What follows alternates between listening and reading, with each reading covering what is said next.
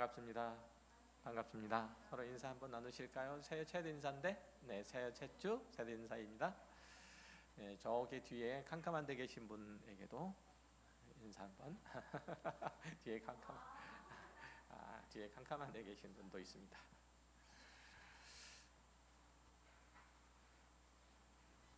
아, 2025년 새해인데 밝고 신나게 시작해야 될 건데 눈은 오고 포근한 날씨인 것 같기도 하고, 그런데 여러 가지로 마음이 어수선하고 또 시국인 만큼 또 마음이 많이 움츠려준 줄로 압니다. 이럴 때일수록 그리스도 안에 있는, 그리스도의 사랑 안에 있는 우리가 서로 격려하고 위로하고 또 힘을 북돋아주는 공동체로 존재하고 서로에게 그렇게 의미로 가치로 있을 때 올해 한 해도 주님께서 베푸신 그 은혜로 사랑으로 순적하게 지낼 수 있을 줄로 압니다. 특별히 2025년 한 해 동안에는 하나님께서 이 공동체를 주신 것에 대해서 특별히 감사함으로, 특별히 입술로뿐만 아니라 우리의 모든 삶의 내용들을 통해서, 교제를 통해서, 또 기도를 통해서, 영적 교제를 통해서 마음껏 누리는 한 해가 되었으면 좋겠습니다. 오늘 서재에서 다시 한번 읽을 작정인데, 어느 책이 하나 딱 이렇게 꽂혀져 있는 게 눈에 확 띄었어요. 뭐냐면 교회 또 하나의 가족. 로버트 뱅크스라고 하는 유명한 신학학자이고 또 교회사를 다루는 학자인데, 특별히 교회에 대해서 많이 연구하고 또 그 책을 많이 내신 분인데, 그분의 책이에요. 뭐 대강 어떤 얘기인 줄 알겠죠? 교회 또 하나의 가족. 그 책을 읽고 제가 감상문을 간단하게 기록을 해줄 테니까 그 내용 조금 읽어보셨으면 좋겠습니다. 제가 한 장짜리로 딱 요약해서 나눠드릴게요. 얼마나 편해요, 그죠? 한 권짜리를 한 장짜리로 딱 요약해가지고 감사하죠. 말씀 함께 나누겠습니다. 말씀 나누기 전에 하나 잊어버렸는데, 올해 우리 가까운 교회 2025년도에 기도할 것과 또 신앙의 표제로 삼고 있는 게 뭐죠? 말씀으로 연단하고 기도로 승리하는 한 해 교회라는 내용입니다. 오늘부터 시작해가지고 한 달 동안, 4주 동안 말씀과 기도에 관해서 함께 나눌 겁니다. 오늘 본문이 디모데후서 3장, 우리가 너무 잘 알고 있는 14절부터 16절, 17절 말씀인데,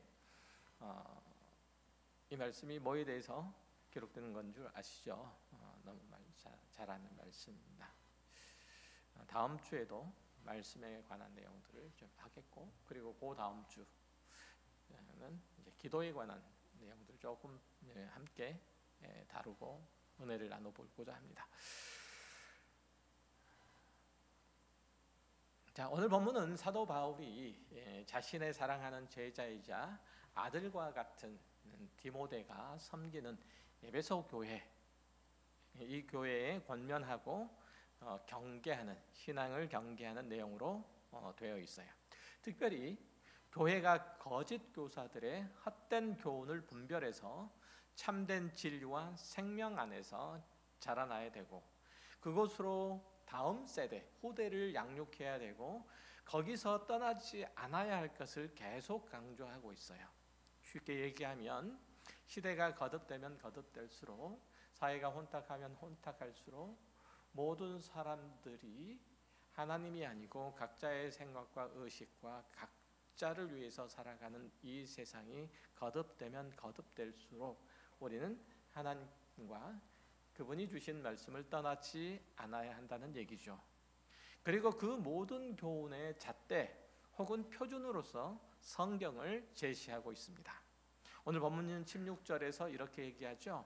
모든 성경은 하나님의 감동으로 된 것으로 교훈과 책망과 바르게 함과 의로 교육하기에 유익하니. 이 말씀도 그런 취지로 주신 거죠. 사도 바울은 성도들을 하나님의 사람으로 양육하는 유일한 교재가 무엇이냐라고 할 때 성경을 제시하고 있는데, 너무나도 당연한 얘기 같잖아요. 그런데 사실 우리는 이 성경에 그만한 무게를 두고 있지는 않아요. 우리 일상에서 그렇죠. 우리는 살면서 하나님의 말씀보다는 자신의 경험이나 아니면 자신의 이해관계에 따라서 결정을 하고 사람들의 눈치를 보기에 급급해요. 그런 우리가 신앙의 든든한 목표로 세울 말씀이 에베소서 4장 13절 말씀, 오늘 본문의 말씀 바로 앞에 있는 내용이에요. 제가 읽어드릴게요.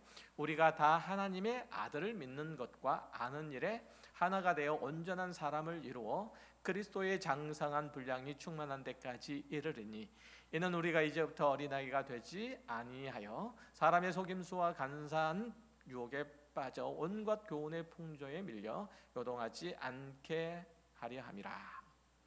모든 성도의 삶의 신앙의 가장 중요한 목표 중에 하나가 뭐라고요?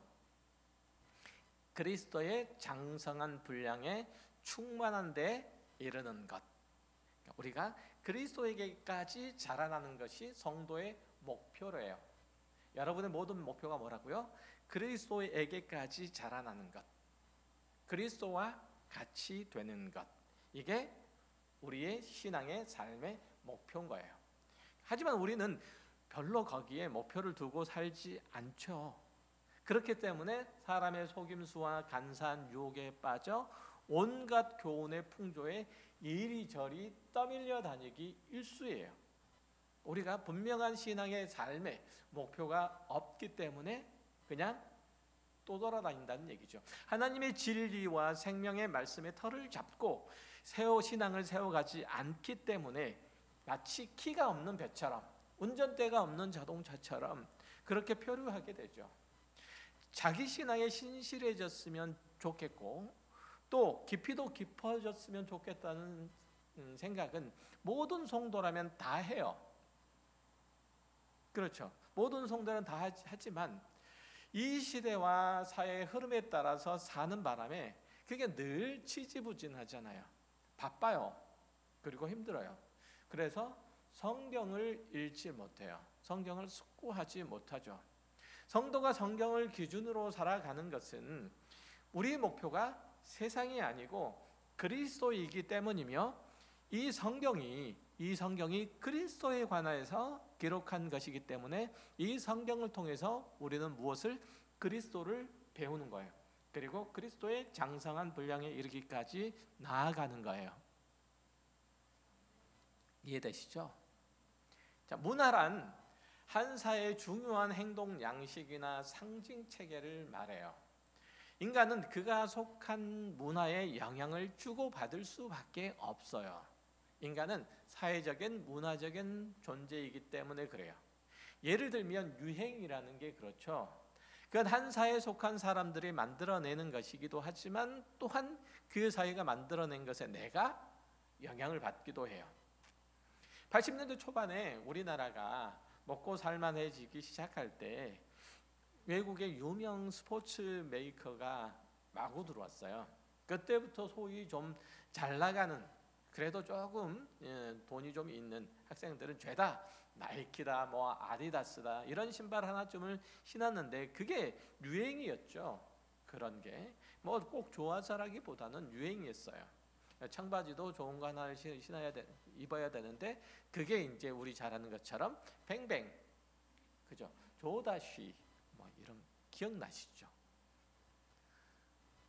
전혀 반응이 없으시네. 그거 다 아실 만한 나이신데 전혀 반응이, 그건 뭘 처음 들어본 얘기인 것 같아요. 그 정도 좀 이제 신었어요. 근데 이제 그게 요즘은 한층 더 심해져 가지고 유명 브랜드의 패딩이나 아니면 신발을 신지 않으면, 명품 신발을 신지 않으면 안 되는 그런 분위기예요. 어른들도 명품백 백을 한두 개 정도는 집에 가지고 있어서 동창회를 간다거나 아니면 중요한 모임을 갈 때 메고 가야 그래도 좀 얼굴이 좀 산다라고 생각을 하는 이들이 있죠. 이처럼 시대가 만들어낸 그 유행이나 흐름이나 가치는 거기에 속한 사람들에게 큰 유혹이 돼요.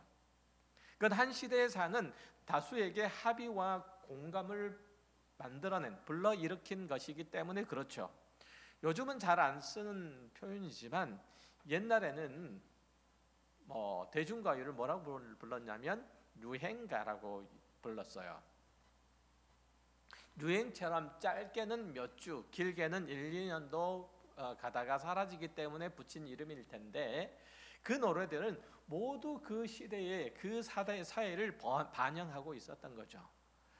블랙핑크 로제가 부른 아파트 말고 옛날에 윤수일 씨가 부른 아파트라는 노래가 있어요. 여기 계신 절반의 분들은 윤수일 씨 아파트를 훨씬 더 잘 알죠. 별빛이 흐르는 다리를 건너 바람 부는 갈대숲을 지나. 그죠?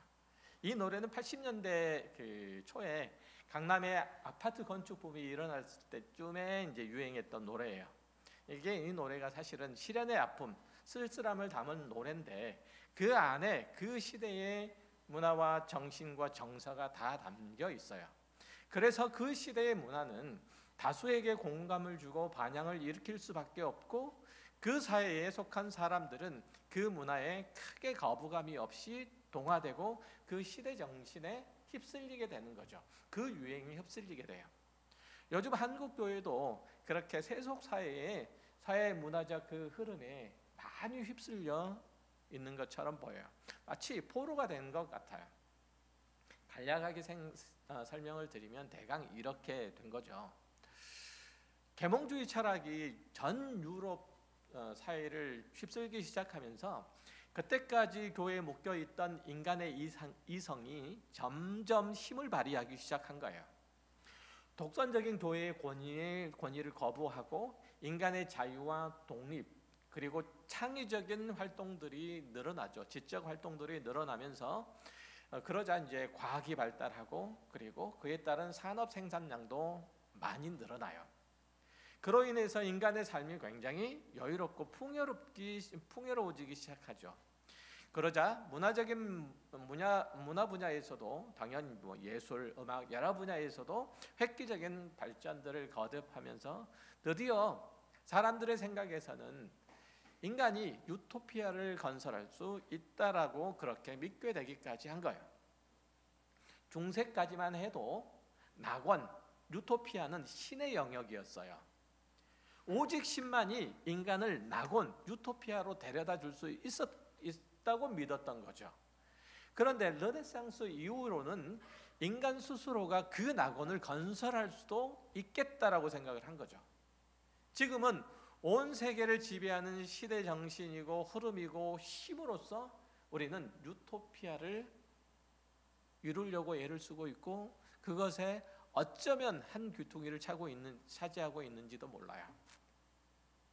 안타깝게도 이 흐름들은 성도들의 신앙과 삶에도 그대로 영향을 미치고 있어요.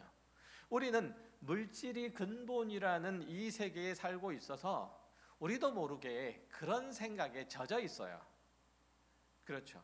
하나님이 근본인데, 하나님 우리의 근본인데 우리는 하나님이 근본이라고 생각하지 않고 물질, 돈이 근본이라고 하는 세상에 살고 있기 때문에 자칫 잘못하면 거기에 끌려다니기 십상이란 얘기죠.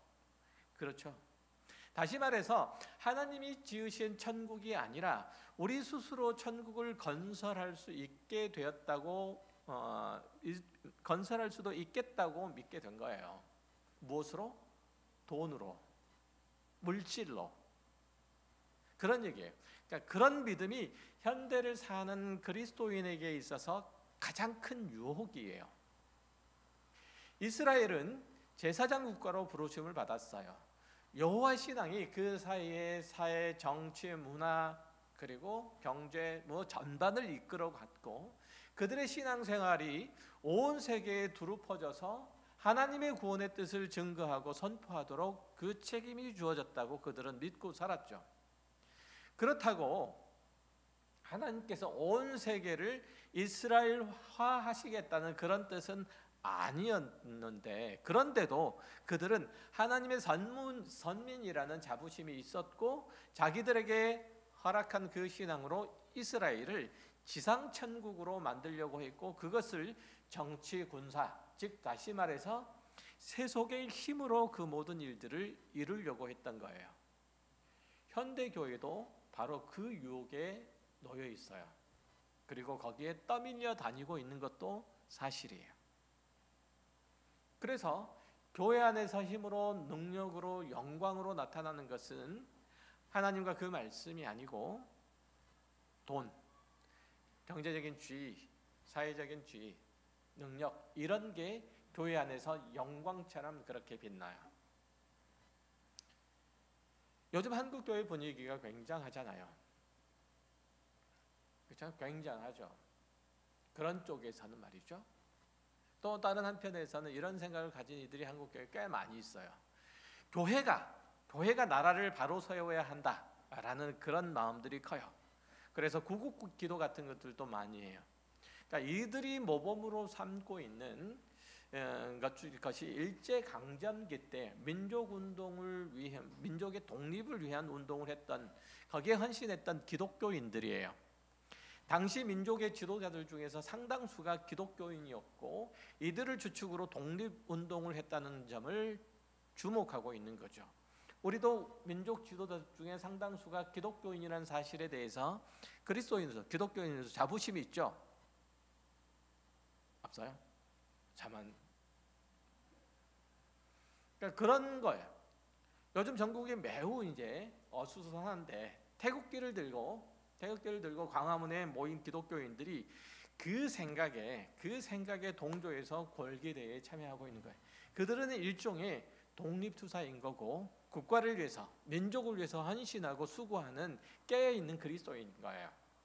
그들의 생각에서는, 그들의 마음에서는. 이해되시죠? 실질적으로 이 나라에 뭔가 기여를 하기 위해서 실제적인 움직임을 움직이고 있다고 여기는 거예요. 그러나 기독교가 나라를 구해야 한다는 생각은 결코 성경의 지지를 받지 못해요. 과거 어느 서울시장이 서울시를 하나님께 바친다라고 발언한 것도 다 이 부분에 대한 오해 때문에 그래요. 신앙과 복음은 땅에 있는 나라와 민족을 위해서 존재하는 것이 아니라 하나님 나라를 위해서 있어요. 아멘 해 주셔야 돼요. 하나님의 나라를 위해서 우리의 신앙과 복음은 있어요. 그리고 하나님의 나라는 유대인이나 이방인이나 차별이 없어요. 그런데 한국교회 지도자들 중에 이런 생각이 많은 이들은, 즉 다시 말해서 기독교가 힘을 합해서 세상을 변화시키고 새롭게 하는 일들을 해야 되는데 밖에 나가서 우리가 가지고 있는 모든 역량들을 다 동원해서 그렇게 해야 된다라고 하는 생각을 가진 이들이 한국 기독교 지도자들 중에서 많이 있는데, 이거는 미국의 극우 기독교 지도자들의 영향이에요. 이들은 생각할 때 미국이 제사장 국가가 되어서 하나님의 나라를 현실적으로, 정치적으로 건설해야 된다고 여기는 이들이었어요. 그러니까 이런 사람들의 신앙은 외골수지만 또 다른 한편에서는 열심히 있어서 교계에 굉장한 영향력들을 행사를 했던 거예요. 우리나라도 역시 마찬가지예요. 이들과 같은 생각으로 활동하는 교계의 지도자들이 많이 있어요. 이분들이 기독교연합회를 구성해서 3.1절, 광복절 이럴 때 성도들을 종합운동장에 모이게 하고, 그리고 구국기도회 하고 이런 일들을 하죠. 하지만 그거는 제가 생각하기엔 상당히 오만한 행위예요. 사회적인 분위기나 질서 이런 데도 별로 부합하지도 않아요. 운동장에 보란듯이 모여가지고 기도회 하고, 거기에서 지역 국회의원들이 그리고 도지사가 오고 이렇게 하는 것. 도지사도 우리의 모임에, 국회의원도 우리 모임을 무시하지 못하고 또 우리 모임에 신경 쓸 수밖에 없다. 이렇게 세를 과시하기 위한 것도 있고 정치적인 영향력들을 행사하려고 하는 것도 있어요. 그런데 그 밑바닥에는 다 하나님의 나라를 지상에서 건설할 수 있다는 믿음이 있어요. 다시 말하면, 쉽게 말하면 우리나라를 기독교 국가로 만들 수 있다는 그 믿음이 있는 거예요. 그 열심이 그 안에 있는 거예요. 그러니까 이게 대한민국이 하나님의 다스리는 나라가 되도록 교회가 그리고 성도가 일익을 감당해야 된다고 생각해서 이들이 태극기를 들고 광화문에 모이는 거예요. 3.1절에 그리고 부활절에 운동장에, 종합운동장에 모여서 기도회 하는 거예요. 구국 기도회 하는 거예요. 그래서 우리 자녀들이 그런 생각들 때문에 믿는 사람의 자녀들이 해외 유수의 대학에 유학을 가야 되고, 우리 교회의 교인이 높은 자리에 앉아야 되고, 내가 사업에 크게 성공해야 되는 거예요. 그걸 얻으려고 한데 모여서 큰 소리로 기도하고 서로 등 떠밀면서 열심을 내는 게 우리 한국교회의 여태까지 주된 정서였는데, 사실은 이것은 성경의 가르침과 거리가 아주 멀어요. 엄밀히 말하면 하나님의 나라는 사람이 만들지 않고, 하나님의 나라는 하나님께서 임하게 하시는 것이고, 주님께서 재림하실 때, 예수님께서 재림하실 때 그 나라는 완성되어 가지고 오시는 거예요. 하나님께서 우리에게 구원을 주셨듯이 그 나라 역시 하나님께서 우리에게 주시는 거예요. 잘 들으셔야 돼요. 우리 신앙의 실제적인 부분들을 제가 지금 다루고 있는 거예요. 이 내용들을 잘 모르니까 휩쓸리는 거죠. 이거는 잔소리, 방금 한 얘기는 주의가 딴 데 집중되어서 잔소리한 거예요. 자, 우리는 하나님의 그 은혜로우신 약속을 기다리는 사람들이 얼마나 큰 차이예요. 우리가 신앙을 빙자한 세속적인 욕심에 얼마나 많이 붙잡혀 있는지 한번 보세요. 그래서 하나님의 나라가 오면, 하나님께서 나에게 복을 주시면, 하나님께서 나에게 어떤 큰 일을 맡겨주시면, 하나님께서 나에게 어떤 큰 능력을 주시면 내가 주를 위해서 이런 열심으로 이런 일들을 하겠습니다 라고 하는 그 고백 위에, 그 고백 저변에 무엇이 깔려있는지 보세요. 자신의 욕심이 있어요. 우리는 하나님께서 온 땅과 우주 만물의 주인이신 것과 타락한 인간은 그 하나님을 알지 못함으로 그 계획하신 일도 모른다는 기본적인 사실 위에서 우리의 신앙생활을 해야 돼요. 우리가 하나님을 덮고 하나님의 나라를 이루는 데 공헌할 수 있다고 여기는 것은 그건 신앙이 아니에요. 죄송하지만 우리가 해야 될 것은 하나님께서 베푸신 그 구원으로 인해서 변화되고 새로워져서 하나님의 형상을 담는 존재로 회복되는 거예요. 그리스도의 장성한 분량에 이르기까지 자라나는 거예요. 이게 우리 신앙의 목표예요. 우리가 해야 될 것은 그거예요. 하나님의 나라의 존재 방식과 그 백성들의 삶의 태도를 성경에서 훈련하고 배워 나가야 되는 이유가 그거인 거죠. 그래서 우리에게 주어진 모든 삶의 도전 앞에서 하나님의 백성으로서 자신을 지켜내는 것이 신앙의 온전함을 이루는 거예요. 다시 한번 말씀드려요. 우리의 삶에서 드러나는 모든 세상의 도전으로부터 하나님의 백성으로서 자기 자신의 거룩함을 지켜내는 게 신앙의 온전함을 이루는 거예요. 내가 하나님의 사람으로서 이 시대를 위해서 얼마만큼 하나님께 쓰임을 받고 또 영광을 돌리느냐, 이것은 하나님께서 정하실 문제예요. 우리는 각각 하나님께서 세우신 그 자리에서 하나님의 자녀다운 모습을 지키고 죄악된 세상에 매몰되지 않고 신앙으로 이겨내야만 하는데 우리의 마음과 정성을 쏟으면 돼요. 그거 하기도 벅차요. 이런 일들에서조차도 우리는 뒤죽박죽할 수밖에 없고 좌충우돌할 수밖에 없는 게 우리의 신앙의 형편이잖아요. 우리가 하나님의 뜻을 다 헤아리거나 하나님을 믿는 신앙의 성숙도를 가지지 못했고 하나님을 아는 지식도 매우 낮기 때문에 우리는 흔들릴 수밖에 없는 거예요. 신앙이 뭐고 내 삶을 신앙으로 채워가야 된다는 게 무엇이며 그리스도인으로서 내가 이 땅에서 어떻게 살아가야 하는지, 어떻게 자리매김해야 되는지 잘 모르는 것, 이해하지 못하는 것, 그것은 하나님을 믿는 신앙이 얇기 때문에 그래요. 하나님을 아는 지식이 얇기 때문에, 성경을 모르기 때문에 그래요. 그래서 무엇이 참 신앙이고 신실한 그리스도인이 그의 인생에서 무엇을 책임져야 하는지 모르는 거죠. 이걸 배워가야 돼요, 성도는. 그래서 점점 옳게, 바르게, 거룩하게 분별할 수 있고 행동할 수 있어야 돼요. 교회의 위기는 이런 하나님의 뜻과 계획과 약속 위에 채워지고 그리고 가르치고 성장해 간다는 사실을 거절하는 데서 나와요. 그러니까 쉽게 얘기하면 교회 위기는 교회가 하나님의 거룩하심으로 거룩해지지 않기 때문에 그래요. 하나님의 형상으로 거룩해지지 않기 때문에 그래요. 교회 성도들이. 여기서 교회 위기가 나오는 거예요.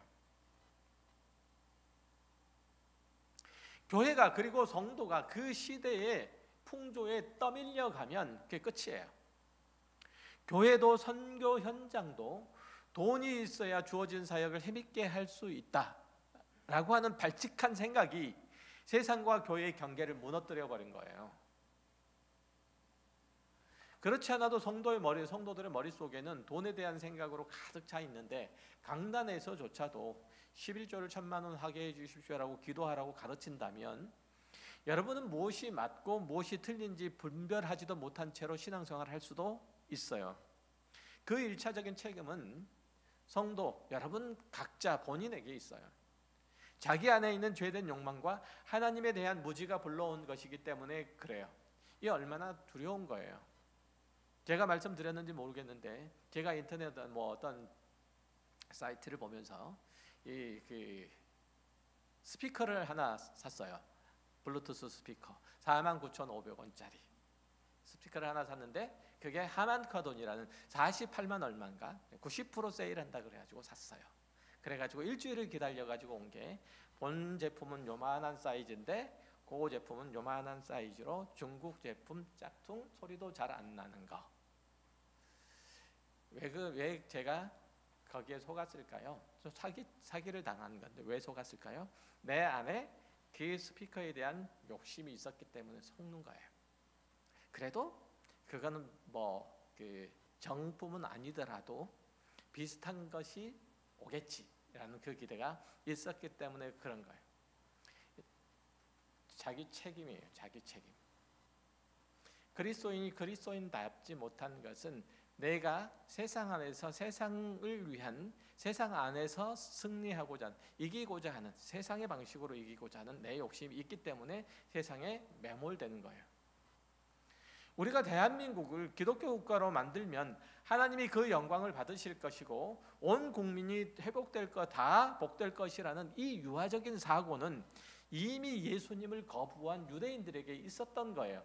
그들이 왜 메시아이신 예수를 외면했을까요?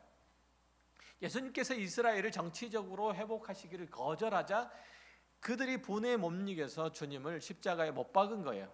그들은 전심으로 하나님을 편들고 그 도우심을 구하는 진지한 신앙의 태도를 가진 사람들이었어요. 유대인들이. 그러고도 자신들이 그리스도를 죽인 극악한 짓을 한 것을 전혀 몰랐어요. 무지한 사람이 신념을 가지면 정말 무섭다는 얘기가 있잖아요. 올바른 신앙의 지식 없이 유대의 전통을, 그 조상들로부터 흘러온 그 전통을 모비판적으로, 무지성적으로 받아들인 결국 이들이 바로 예수를 죽인 거야. 우리의 신앙과 삶이 옳은지 아닌지 성경을 통해서 확인해야 돼요. 하지만 우리는 이 시대 정식, 그리고 상식, 그리고 사람들과의 관계, 이런 것으로만 성경이 주는 통찰력이 지니지 못한 채로 우리도 모르게 좋은 게 좋은가라는 식의 답변만을 내놓고 있고 또 그렇게 살아가고 있어요. 성경 그렇게 써져 있더라도 그렇게 살면 이 세상 제대로 살 수 있나, 뼈도 못 치르지, 이런 생각을 우리 안에 마음 한켠에 늘 하고 있잖아요. 그러다 보니까 요즘 한국 교회가 세상의 빛은커녕 사람들의 손가락질을 받는 그 대상이 되어버린 거잖아요. 제가 어렸을 때만 해도 교회 다닌다고 하면 그래도 사람들이 고개를 끄덕거리는 편이었어요. 그러나 요즘은 예수를 믿는다고 하면 거의 대부분 개독이라고 비난하기부터 시작해요. 자기 편하게 고집 부리는 사람, 상식이 안 통하는 사람, 자기의 편리를 따라서 세상 것도 다 가져다 쓰고 하나님도 부르는 교활한 사람, 이런 사람들을 가리켜서 대부분 개독이라고 사람들이 얘기를 해요. 성도가 사회의 신뢰나 대접을 받는 지위를 놓친 것, 그건 세상 사람들과 전혀 다르지 않기 때문에 그래요. 달라서가 아니고 다르지 않기 때문에 그래요. 아니, 그보다 더 못하기 때문에 그러죠. 복음의 핵심은 인간의 구원이고, 구원은 하나님과의 관계에 관한 것이고 하나님의 창조의 목적을 이루는 거예요. 그래서 오직 성경을 통해서만이라고 얘기하는 거예요. 신앙생활은 오직 성경을 통해서만 할 수 있는 거예요. 성경 위의 것으로 이것을 알 수 있는 방법이 없어요. 하나님께서 우리를 구원하신 목적, 그 뜻을 알 수가 없어요.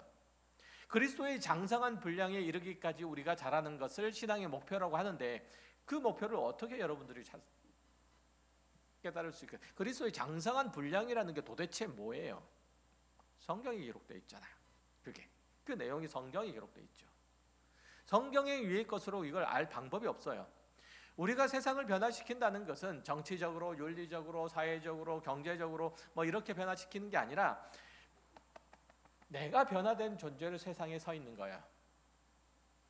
이것이 하나님께서 우리에게 맡기신 책임이라고 성경은 가르쳐요. 심하게 말하면 교회에 나와서 나라를 걱정한 그런 기도를 하지 말고, 우리 경제 상황이 나아지도록 그런 기도를 하지 말고, 우리 교회 공동체가 성경을 놓고 고민하지 않고 말씀 안에서 살아가려는 몸부림하지 않고 시당을 따라서 사는데 게으른 사실을 두고 회개하고 이것으로부터 극복하도록 기도하라는 거예요. 우리 자녀들도 마찬가지예요. 그가 하나님의 사람으로 사는 것이 가장 중요한 문제라고 그렇게 여긴다면 그들의 신앙을 염려해서 하나님 앞에 머리를 조아려야 돼요. 우리와 자녀들이 하나님의 형상으로서 각자의 삶의 자리에서 이기기를 소원해야 돼요. 말씀으로 양육하고 훈계하고 가르쳐야 다음 세대가, 우리 다음 세대가, 우리 자녀들이 기독신앙 안에서 자라날 거잖아요. 청년들이 말씀으로 배워야 하는 거예요. 그리고 말씀으로 자신의 삶을 들여다보고 말씀으로 장래를 고민하고 노력하고 말씀으로 자기에게 주어진 난관을 헤쳐나가고 말씀으로 이 모든 일들을 해가야 돼요. 고민하지 않으니까, 말씀으로 고민하지 않고 사고하지 않고 판단하지 않고 결정하지 않고 또 세상을 바라보지 않기 때문에 한국교회가, 한국교회 성도들이, 한국교회 청년들이 표류할 수밖에 없는 거예요.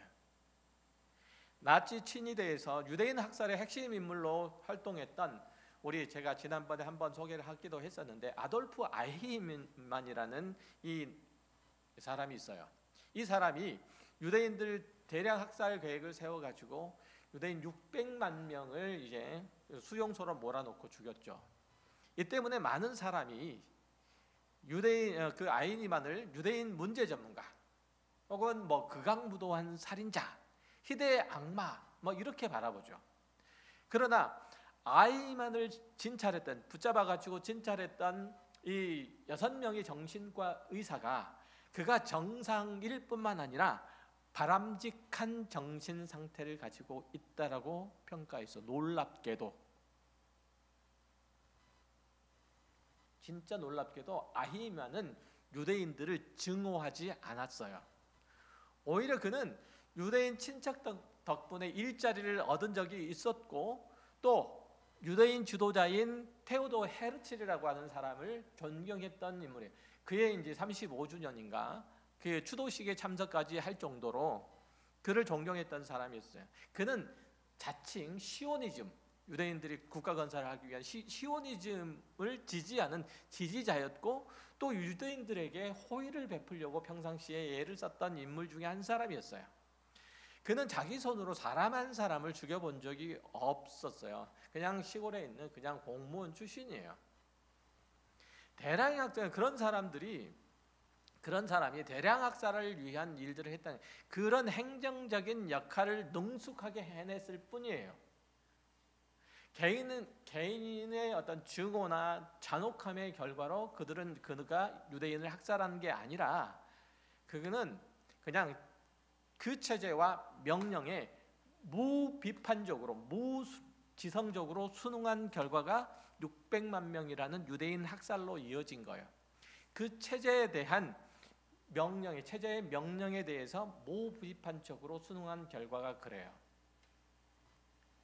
간단하게 예를 들면 지난번에 12월 3일인가 국회에 들어갔던 이 군인들 중에서 상관의 명령을 무비판적으로 수행한 사람들이 절대 다수였고 그랬어 보세요.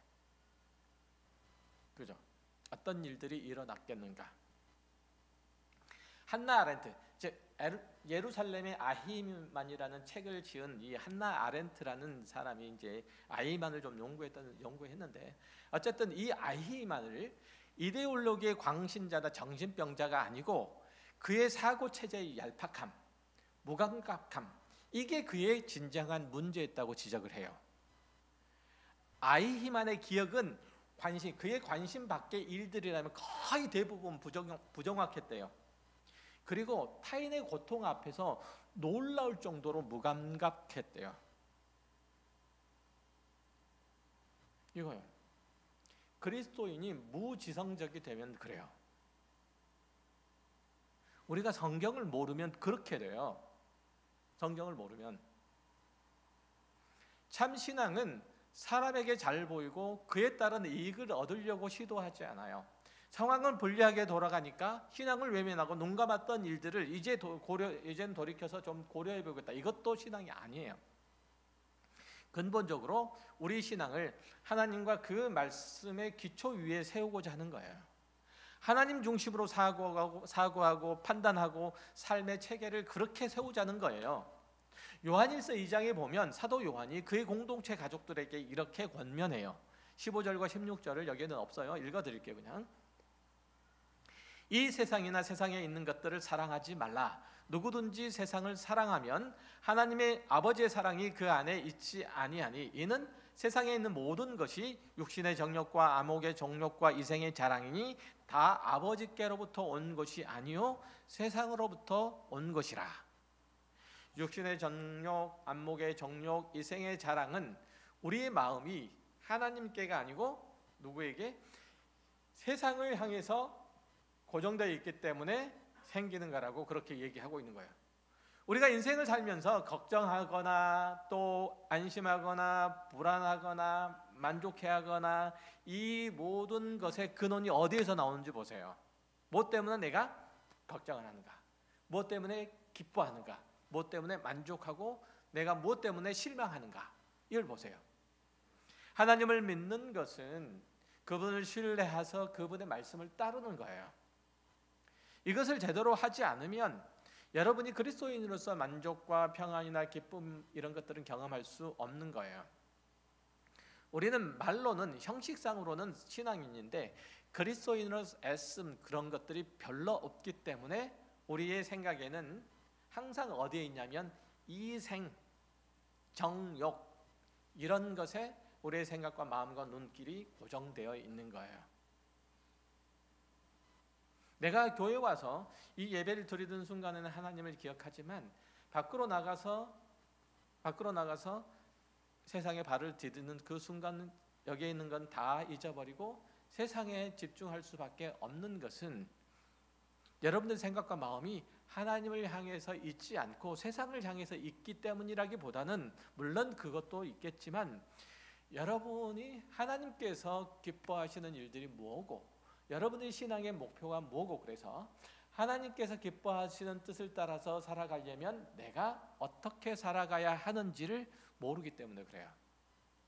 그러니까 그냥 내 방식대로 사는 거예요. 하나님께서 나에게 주신 삶의 방식과 체계 이런 그 가치들이 뭔지 모르니까 나는 세상에 나가서 세상 사람들처럼 살 수밖에 없는 거예요. 왜냐하면 세상에서 사는 동안에는 그동안에는 내가 세상 사람들로서 그때의 경험들과 지식들과 그리고 그때 그 사람들의 흐름들과 함께 살았잖아요. 더불어서. 그러니까 익숙한 대로 살기 때문에 그렇게 살 수밖에 없는 거예요. 그러면 내가 그리스도인으로 새롭게 됐으면, 그리스도인으로 변화되고 새로워지려면 하나님의 말씀을 배우는 수밖에 없는 거예요. 하나님께서 나를 향해서 어떤 뜻과 계획이 있어서 나를 구원하셔서 이 자리에 앉혀 놓으셨는가, 이걸 알아야 돼요. 그래서 제가 새롭게 하나의 오늘 설교 앞부분에서 그 말씀 드렸죠. 우리가 신앙하는 목표 뭐라고요? 그리스도의 장성한 분량에 이르기까지 이르는 것, 우리가 그리스도처럼 되는 것, 이게 우리 신앙의 목표다. 2025년 한 해의 목표, 신앙의 목표이기도 해야 한다. 이럴 때 이제 조금 내 마음에 올해 한 해 동안은 어떻게 해야 되는가라는 뭔가 지표가 생기잖아요. 그렇죠? 지향점이 생기잖아요. 그러니까 말씀을 알아야 되는 거예요. 그러면 그리스도의 장성한 분량에 이르기까지, 그리스도에게까지 나아가려면, 그리스도를 닮으려면 어떻게 해야 되는가? 그리스도의 삶을 봐야죠. 그리스도의 삶이 어디서 나와요?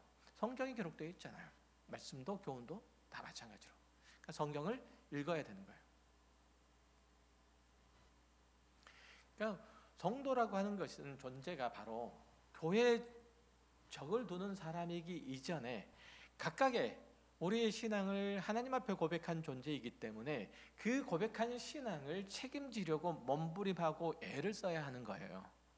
그거는 당연히 우리의 몫이고, 또 신앙에 먼저 온 이들이 다른 누구보다 또 발벗고 나서야 하는 일들이기도 해요. 여기 계신 분들은 거의, 그래서 그런 의미에서 볼 때 신앙생활들 대부분 젊은이들도 마찬가지지만 거의 20년 30년 거의 했잖아요. 신앙의 프로라는 뜻이에요. 아마추어와 프로 차이가 뭐예요? 아마추어는 여유 있을 때 즐기는 취미로서 뭔가를 하지만 프로는 직업이에요. 매일 시간을 내고 열정을 쏟고 마음을 두고 그렇게 하는 거예요. 한 번 프로가 되면 다시 아마추어로 돌아갈 수는 없어요. 그건 안 돼요. 그냥 은퇴하는 거예요, 프로로서. 근데 여러분에게 신앙의 프로, 여러분이 신앙의 프로가 된 건데 여러분에게는 은퇴도 없어요. 은퇴도 주님 부르실 때나 하는 거예요.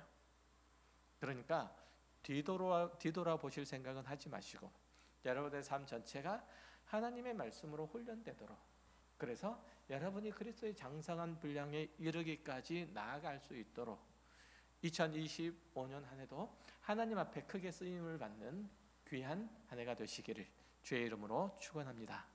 기도하겠습니다. 하나님 감사합니다.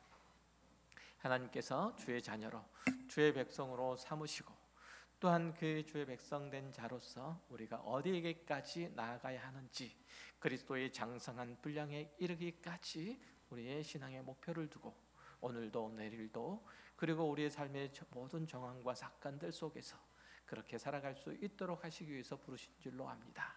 그리스도의 장성한 분량, 그것은 성경에서 가르치시는 대로 우리가 따라가고 순종하고 훈련하며 배우는 일로 채워줄 줄로 믿사오니, 하나님 그렇게 말씀하셨사오니 그렇게 성경의 말씀을 묵상하고 또 그것을 통해서 배우고자 하는 모든 이곳에 모인 가까운 교회 성도들, 심령과 삶과 또 신앙의 모든 체계들 가운데 주님께서 인도하시고 깨우치시고 온전케 하시는 복된 역사들이 있게 하여 주옵소서. 하나님의 사람으로 더욱 온전해지고 더욱 경건해지며 그리스도의 아름다운 모습을 쫓아 그 형상에까지 자라나는 저희들 되게 하여 주옵소서. 감사드리며 예수 그리스도의 이름으로 기도했습니다. 아멘. 다 같이 찬송